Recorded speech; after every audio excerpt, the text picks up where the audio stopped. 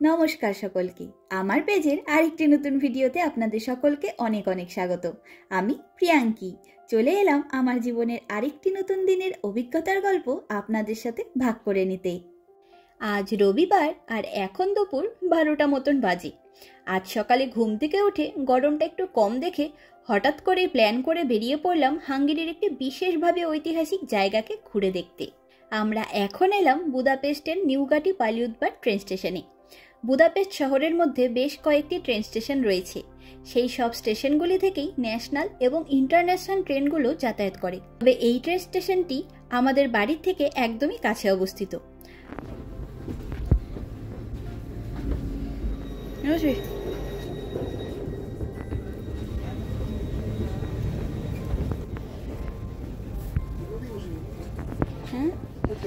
আমরা আমাদের পাড়া করভিন থেকে 4 নম্বর ট্রাম ধরে মাত্র 7টি ট্রাম স্টেশন পার করে এসে পৌঁছালাম এখানে।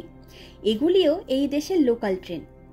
আমার চ্যানেলের 100 নম্বর ব্লগে সিওফোক যাওয়ার সময় আমরা এরকম ট্রেনগুলিতে করে গেছিলাম। তবে এই ট্রেনটা দেখলাম দোতলা ট্রেন। বাইরে থেকে সম্পূর্ণ দোতলা ট্রেন মনে হলেও ভেতরে এসে দেখলাম একটু অন্যরকম সিটিং অ্যারেঞ্জমেন্ট রয়েছে এখানে। অনেক দিনের শখ ছিল দোতলা ট্রেনে উঠবো, সেটাও হয়ে গেল।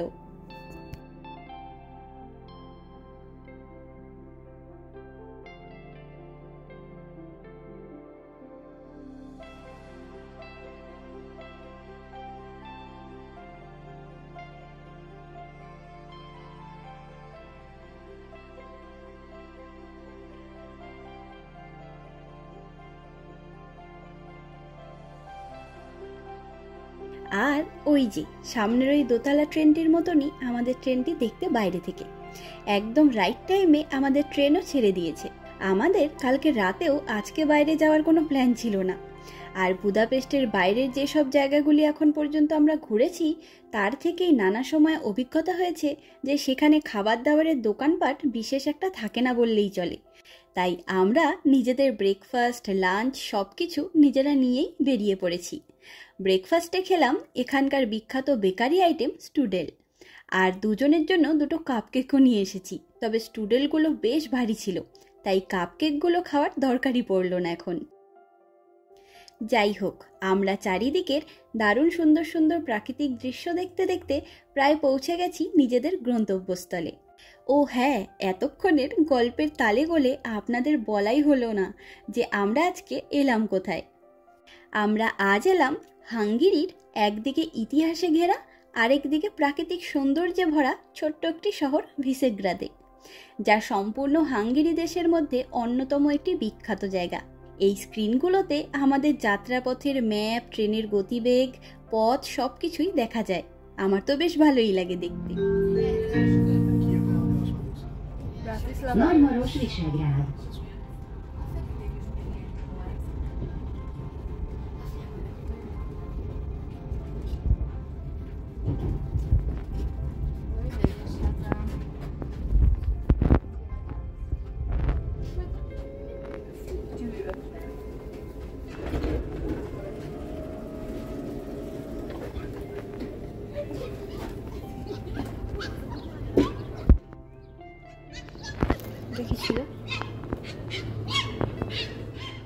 আমরা এখন এসে নামলাম নাজমারস ট্রেন স্টেশনে। আমরা বেশ অনেকটাই দেরি করে এসেছি, আর ফেরি করে নদী পার করে ওপারে গিয়ে সেই কাসেলটি রয়েছে। তাই এখন ঝটপট করে এগোবো ফেরিঘাটের দিক। আমরা ট্রেন থেকে নেমেই দেখলাম একটা ডগি ভীষণ চিল্লামিল্লি করছিল। কোনো কিছু নিয়ে রেগে গেছিল মনে হয় বেশ কিছুটা, তাই সেখানে আর ভয়েসটা রাখতে পারিনি। পাশের চার্চটির বেলের শব্দটাও আজ আর শোনাতে পারলাম না আপনাদের।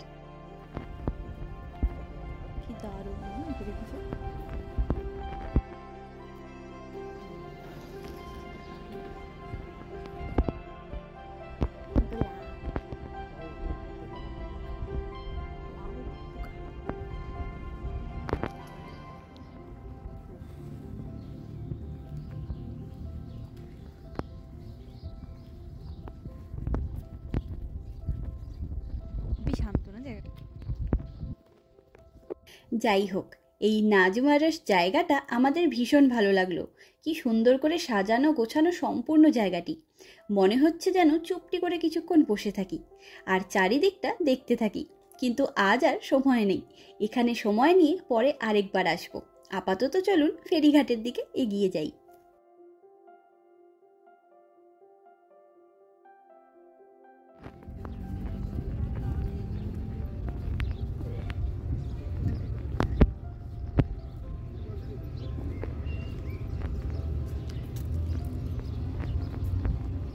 লেখা তো নাই ওই ভিসেগ্রাদ কোথাও। চৌদিক দিয়ে গিয়ে দেখি, এখানে তো লোক নেই। যাবে? আমরা এখন এসে দাঁড়ালাম ফেরিতে ওঠার লাইনে। সৌভিক টিকিট কাটতে গেছে, আমি লাইনে দাঁড়িয়ে রয়েছি। কি বিশাল লাইন দেখুন, আর তেমনই রোদের তাপ।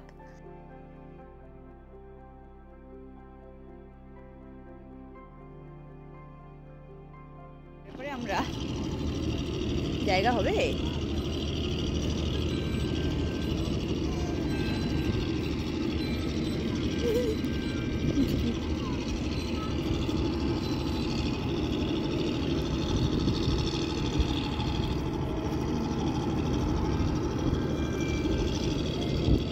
জায়গাই তো হবে না রে। প্রথমে ভেবেছিলাম এই ফেরিতে হয়তো আমরা উঠতেই পারবো না, তবে অবশেষে উঠে পড়েছি। কিন্তু আমি লোকের ভিড়ে এগোতে এগোতে বেশ অনেকটাই এগিয়ে গেছি। সৌভিক একটু পেছনে দাঁড়িয়েছে।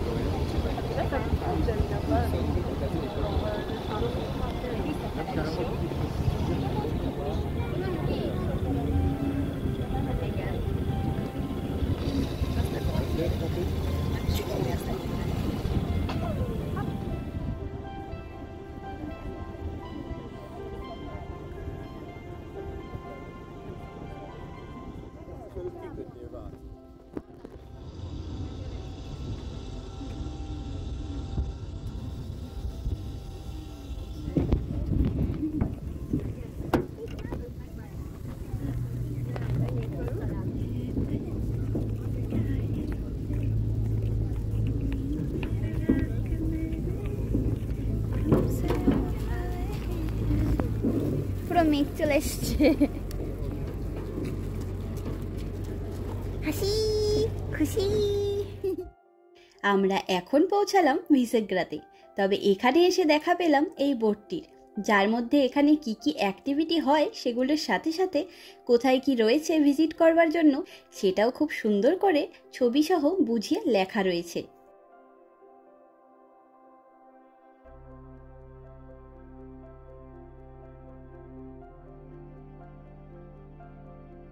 ভিসেগ্রাদ কাসেলের সম্পর্কে অনেক কিছু তথ্যসহ ইতিহাস আমরা পড়েছি, তাই এই কাসেলটিকে নিজের চোখে দেখবার এবং অভিজ্ঞতা অর্জন করবার খুব ইচ্ছে ছিল।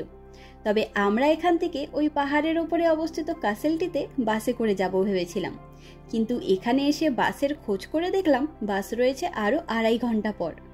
তবে আমাদের মাথায় বুদ্ধি এলো, অতক্ষণ এখানে বসে থেকে সময় নষ্ট না করে এই সম্পূর্ণ রাস্তাটা আমরা গুগল ম্যাপে সার্চ করে পাহাড়ের ট্রেকিং পথ ধরে নিয়ে সবচাইতে শর্টকাট রাস্তা ধরে এগোতে শুরু করে দিই। তাতে বেশ অনেকক্ষণ আগেই আমরা পৌঁছে যাব।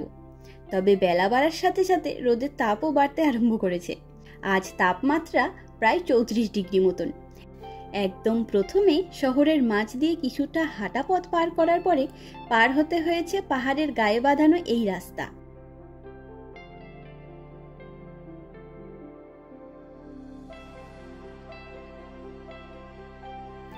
আর এই বাঁধানো চড়াই রাস্তা বরাবর আর কিছুক্ষণ হাঁটবার পরে গুগল বাবা দেখালেন এই জঙ্গলের ভেতর দিয়ে শর্টকাট রাস্তাটি। আর কি, ভগবানের নাম নিয়ে রওনা হয়ে পড়লাম। বেশ কয়েকবার ভেবেছিলাম জানেন যে আর এগোবো না, ফিরে যাই, চেনা জানা নয় তো, তাই পরে কখনো আসবো আবার।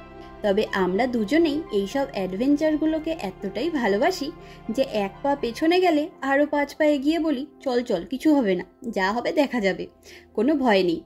সত্যি বলতে কি আর হবে বলুন, মানুষ নিয়ে তো এখানে কোনো ভয় নেই।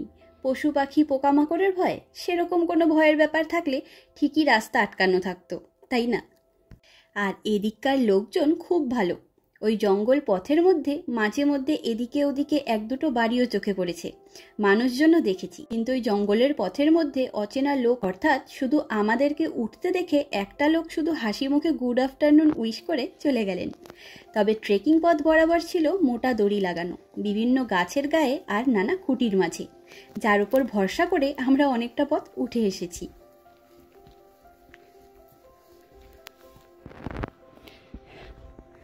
সিনেমা সিনেমা ফিলিংস হচ্ছে রে ভাই। এবার হোটেল কই? কি রে, রাস্তায় তো লোক নেই, উল্টো দিকে তো ডান দিক দিয়ে হাঁটবো না, ঘাস দিয়ে হাঁটবো? ওদিকে তো জায়গাই নেই। হ্যাঁ,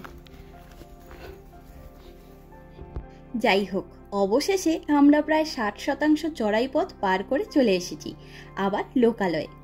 এখন আর জঙ্গলের ভয় নেই। এই হলো মেন রাস্তা। এই রাস্তা বরাবর এখন আমাদের আরও প্রায় 2 কিলোমিটার মতন চড়াই পথ পেরিয়ে পৌঁছতে হবে ভিসেগ্রাদ কাসেলে।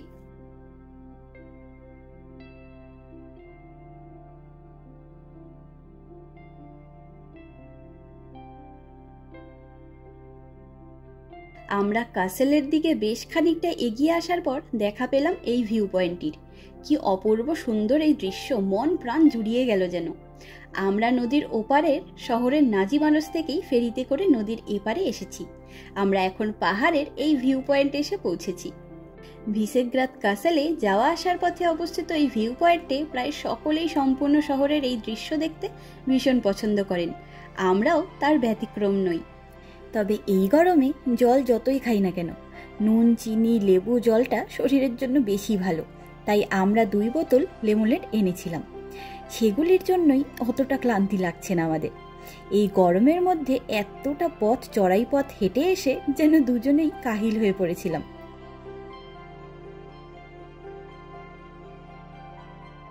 তবে ছায়ার মধ্যে কিছুক্ষণ দাঁড়িয়ে একটু ঠান্ডা হয়ে দুজনে 2 বোতল লেমনেড খেয়ে নিয়েছি। জিরিয়ে নিয়ে তারপর আবার রওনা হলাম। তবে যতটা উপরের দিকে উঠছি ততই হাওয়া দিচ্ছে চারিদিকটায়, আর গাছের ছায়ায় একটুক্ষণ দাঁড়িয়ে নিলেই আবার ফুল এনার্জি নিয়ে হাঁটতে আরম্ভ করতে পারছি। সেই এনার্জি নিয়েই সম্পূর্ণ চড়াই পথগুলি অতিক্রম করে আসতে পারলাম। সামনেই চোখে পড়ল একটি ছোট্ট বোর্ড। এই রাস্তা দিয়ে হরিণরাও পারাপার করে জেনে বেশ মজা লাগলো আমার। আর তারপর থেকেই সারা রাস্তা আমি হরিণের খোঁজে খোঁজেই এগিয়ে যাচ্ছি। ভীষণ কাজের জিনিস।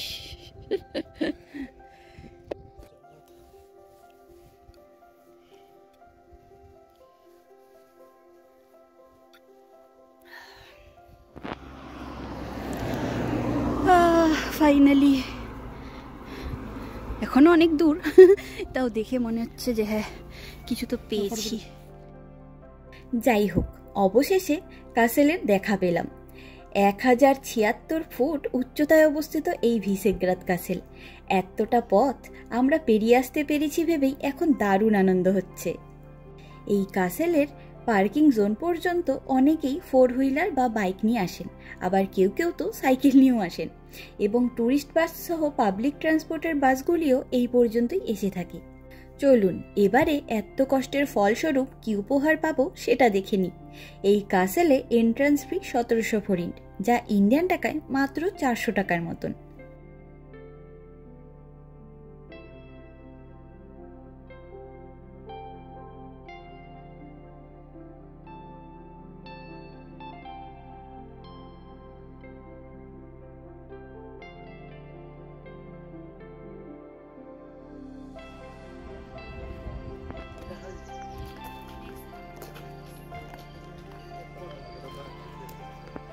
কি দেখা যায় ভাই?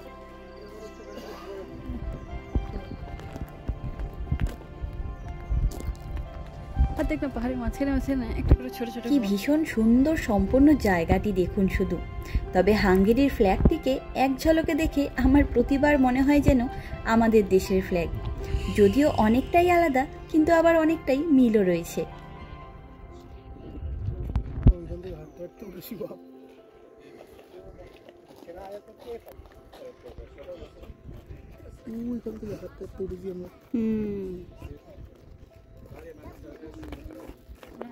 ওখানে আমরা এসেছিলাম শিপিয়েতে। ওখান দিয়ে হাঁটতে হাঁটতে ঘুরে ঘুরে উঠেছি।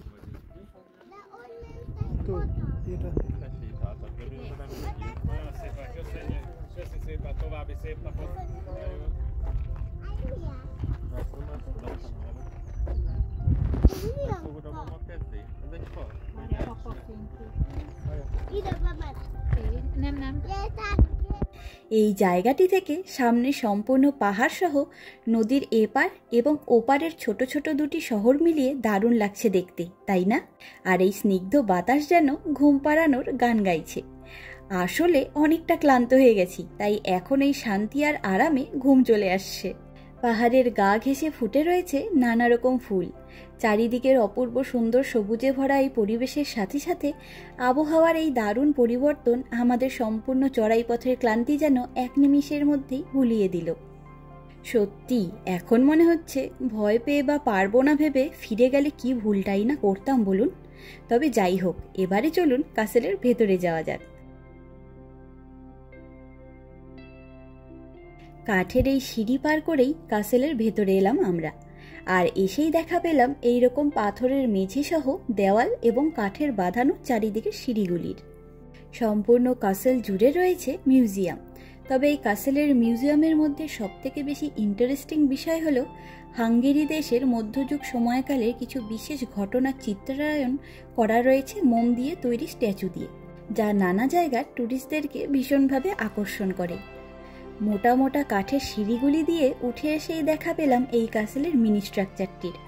আমাদের কাছে তো ড্রোন নেই, তাই এই স্ট্রাকচারগুলি আমাদেরকে ভীষণভাবে সাহায্য করে যে কোনো জায়গার সম্পূর্ণটা একত্রে দেখতে কেমন হয় সেটা বুঝবার জন্য। আর সেই ঘর থেকে হাতের ডান দিক বরাবর করিডোরের মতন একটি জায়গা রয়েছে, সেটা বরাবর বেরিয়ে এসেই দেখা পেলাম এই মনোমুগ্ধকর দৃশ্যের। আহা, কি স্নিগ্ধ এই সবুজ রং, কি স্নিগ্ধ এবং শান্ত নদীর জল, ছবির থেকেও বেশি সুন্দর।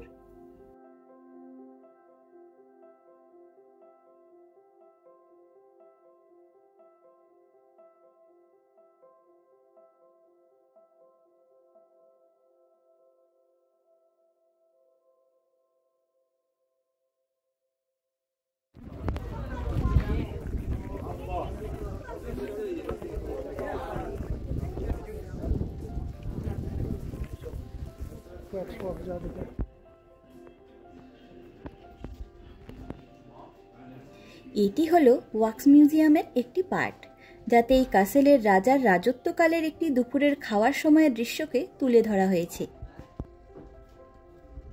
আর এখানে ঘুরতে আসা বাচ্চাগুলোকে দেখুন না, এই স্ট্যাচুগুলোর মতন অঙ্গভঙ্গি করে দাঁড়িয়ে দাঁড়িয়েই মজা করে ছবি তুলছিল।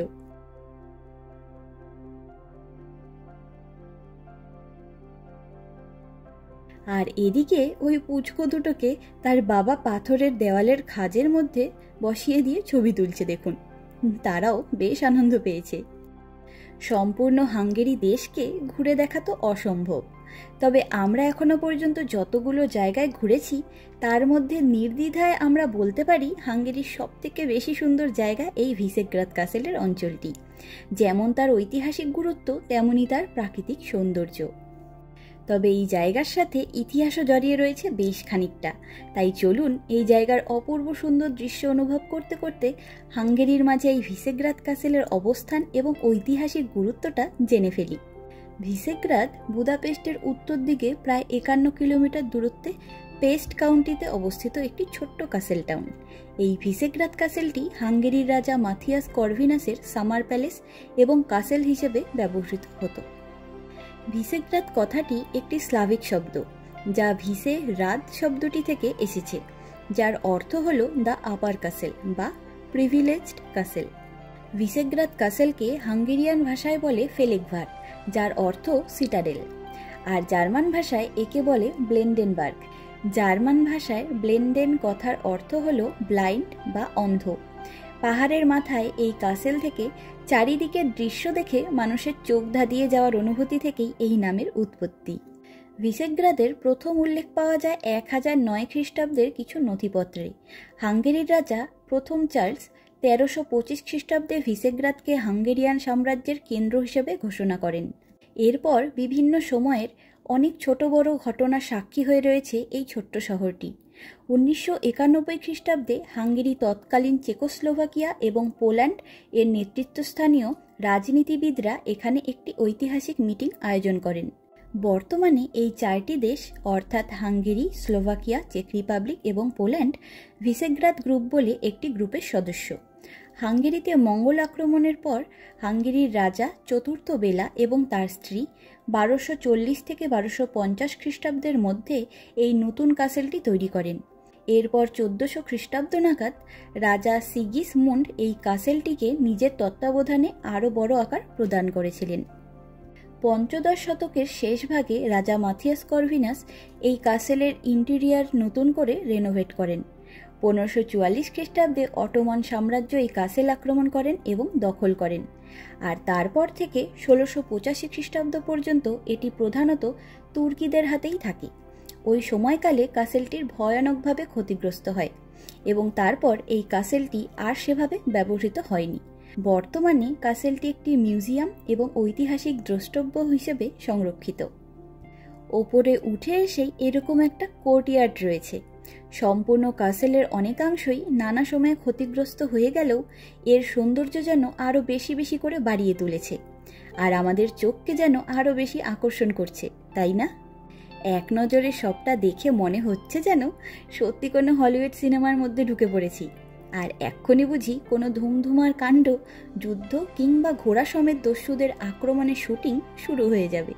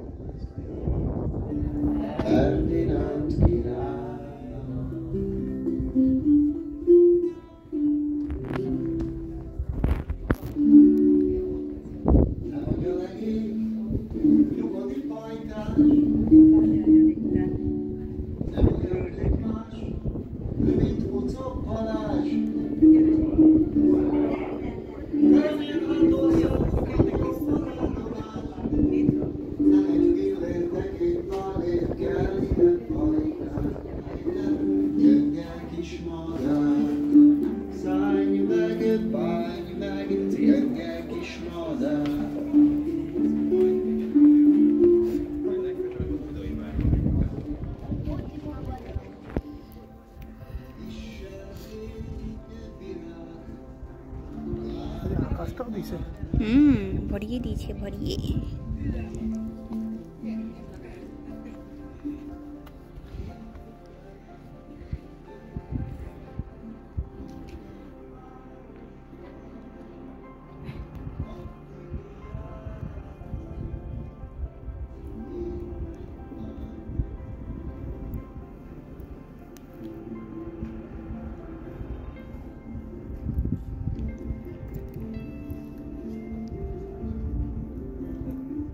আমাদের দেখা হাঙ্গেরির সব থেকে সুন্দর জায়গা এই ভিসেগ্রাদ, আর এই ভ্রমণ আমাদের সবসময় মনে থাকবে।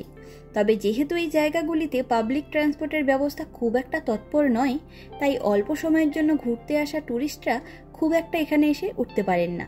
তবে অনেকগুলো ট্যুরিস্ট বাস দেখলাম যেগুলি হাঙ্গেরির বেশ কয়েকটা জায়গাকে কভার করে, যদিও সেসব বিষয়ে আমাদের বিশেষ কোনো জ্ঞান নেই, কারণ আমরা ট্যুরিস্ট বাসে করে কোথাও কখনো যাইনি। আমরা সব জায়গাতে লোকালদের মতোই লোকাল পাবলিক ট্রান্সপোর্টটা ব্যবহার করেই ঘুরতে বেশি ভালোবাসি।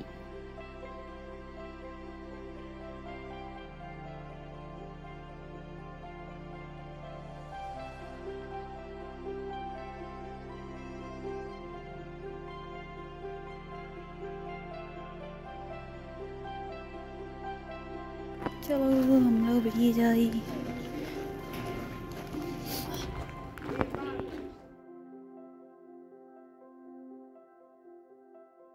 আর মিউজিয়ামের এই ঘরটিতে ছিল মধ্যযুগীয় সেনাবাহিনীর ব্যবহৃত নানা রকম অস্ত্রশস্ত্র এবং তাদের পোশাক আশাকের বিবরণ, যা আমাদের চোখের সামনে তৎকালীন সময়ের বেশ কিছু ধারণা প্রদান করেছে।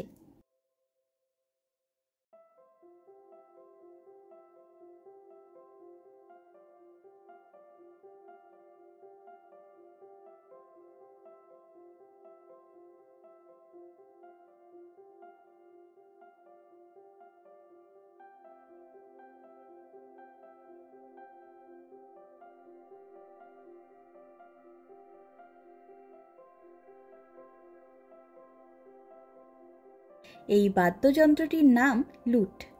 এটি ইউরোপের মধ্যযুগের বিখ্যাত একটি বাদ্যযন্ত্র, যা আমরা কিছুক্ষণ আগেই ওপরের ঘরে একজনকে বাজাতে শুনেছি।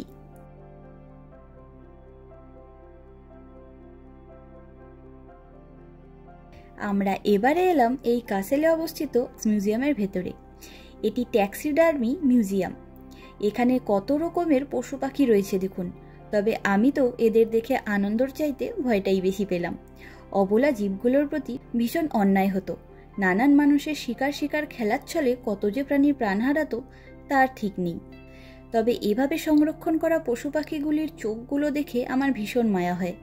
যাই হোক, এসেছি যখন দেখেই নিলাম সম্পূর্ণ মিউজিয়ামটা।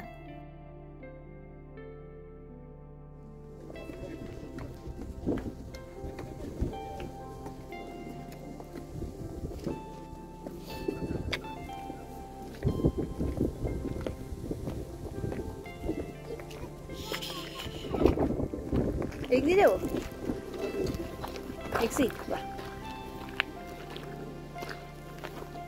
পুরোটাই দেখা হয়ে যায় তাহলে বল লোকের। হ্যাঁ, দারুণ জায়গা। হ্যাঁ, সকালবেলা। আমাদের আপাতত এই কাসেলের সবগুলি মিউজিয়াম এবং ভেতরের ঘরগুলি ঘুরে দেখা হয়ে গেছে। এবারে আবার হেঁটে হেঁটেই নামতে হবে একই পথ ধরে। আর আমাদের বেশ খানিকটা খিদেও পেয়ে গেছে। এখন বাজে বিকেল 4টে মতন। তাই এই কাসেলের মধ্যে অবস্থিত এই কাঠের টেবিল সহ বেঞ্চগুলির মধ্যে বসেই আমরা আমাদের লাঞ্চটা সেরে ফেলব। এটা কিন্তু সত্যি একটা দারুণ অভিজ্ঞতা। কি অপূর্ব সুন্দর চারিদিকটা। এখানে বসেই আমরা খাওয়া দাওয়া করে নেব। সৌভিক নিয়ে এসেছে নানা রকম খাবার সহ একটা স্যালাডের প্যাকেট, আর আমি নিয়ে এসেছি স্যান্ডউইচ।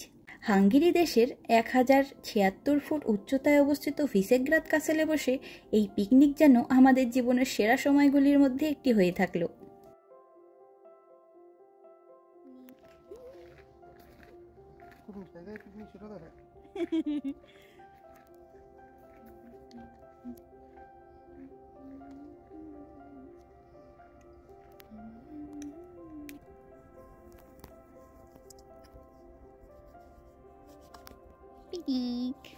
Nick.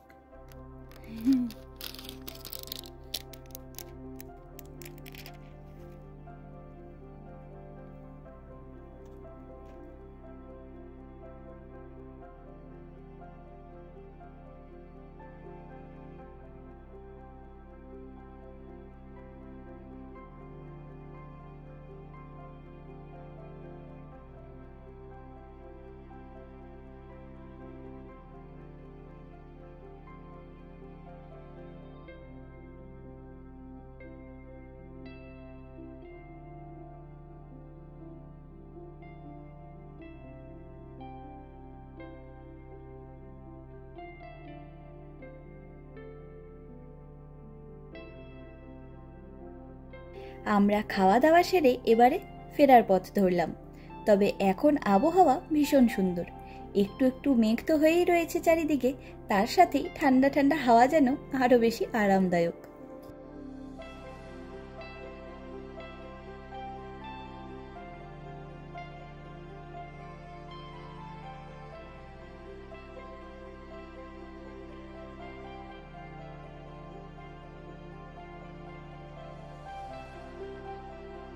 নামার সময় কষ্ট হবে না একদমই। সম্পূর্ণটাই এবারে ঢালু পথ, একটু সাবধানে নামলেই হবে।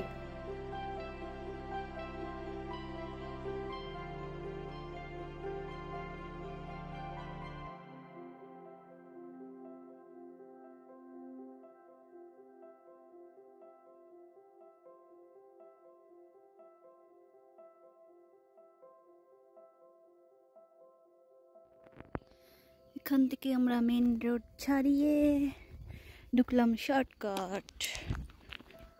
শর্টকাট যে কি শর্টকাট ভয়ানক, সেটা দেখবেন চলুন।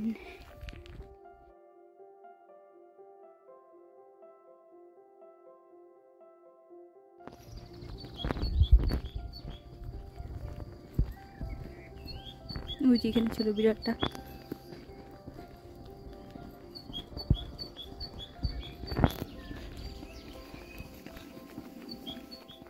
আর এখান থেকেই শুরু হলো সেই জঙ্গলের মধ্যে দিয়ে গাছের ছাউনিতে ঢাকা শর্টকাট রাস্তাটুকু। এরকম পথ আমাদের 15 মিনিট মতন যেতে হবে।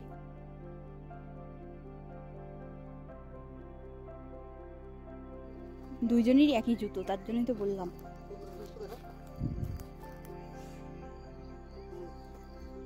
আর সেম রে, চল।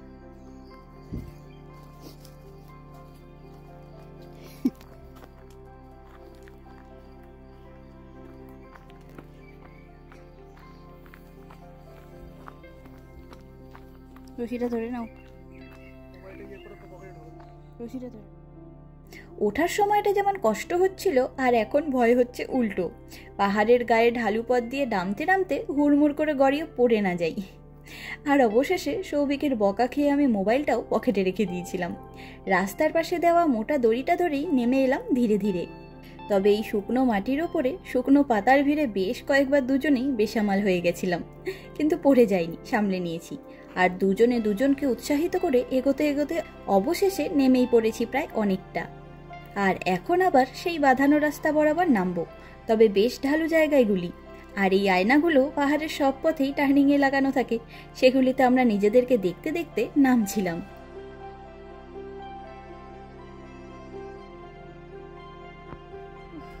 ঢালু জায়গাগুলো বাবা। হ্যাঁ, অনেকটাই।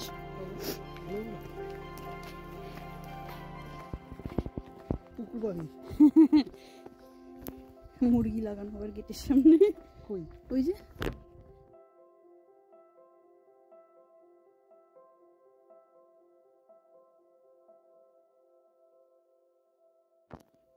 কিরি।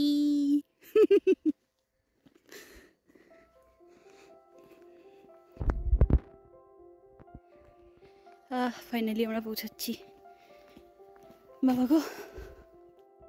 আর এই জায়গাটি ছিল এই অঞ্চলের কবরস্থান। তবে সত্যি বলছি, এত সুন্দর করে সাজানো গোছানো এবং মেনটেন করা কবরস্থান আমি জীবনে কোনোদিন দেখিনি। সামনের ঘরবাড়িগুলি আর এই জায়গার রং বেরঙের ফুলের গাছগুলি সহ কোনো পার্কের থেকে কম সুন্দর লাগছে না দেখতে এই জায়গাটিকে।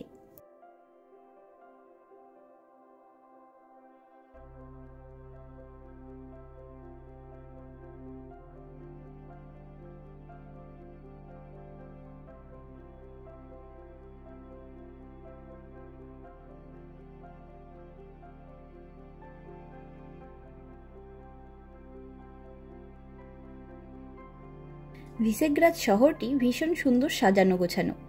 আর ওই যে সেই কাসেল যেখানে এতক্ষণ আমরা ছিলাম। আমরা এখন টিকিট কেটে নিয়েছি, পরের ফেরিতে করে আমরাও এবারে রওনা হব।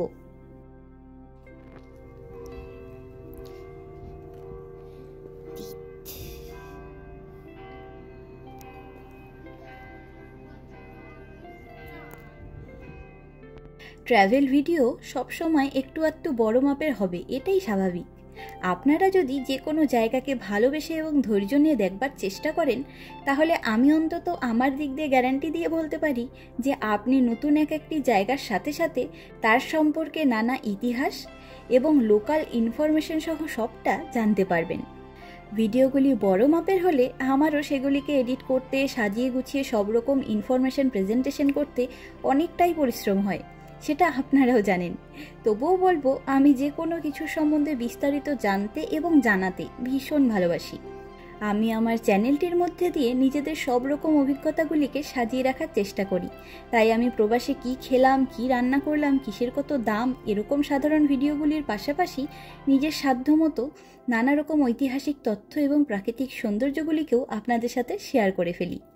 আশা করি আমার পরিশ্রম সহ এই চেষ্টাগুলি আপনাদের মনকে ছুঁয়ে নিতে পারবে। চলুন আজ তবে গল্পের ঝুড়ি গুছিয়ে নিই। দেখা হবে, গল্প হবে পরের একটি নতুন অভিজ্ঞতার গল্প নিয়ে খুব তাড়াতাড়ি। আমার এই ভিডিওটি কেমন লাগলো লাইক কমেন্ট করে অবশ্যই জানাবেন। আর আমার চ্যানেলের ভিডিওগুলি ভালো লাগলে নিজের বন্ধু এবং আত্মীয় পরিজনের সাথে শেয়ার করবার অনুরোধ রইল।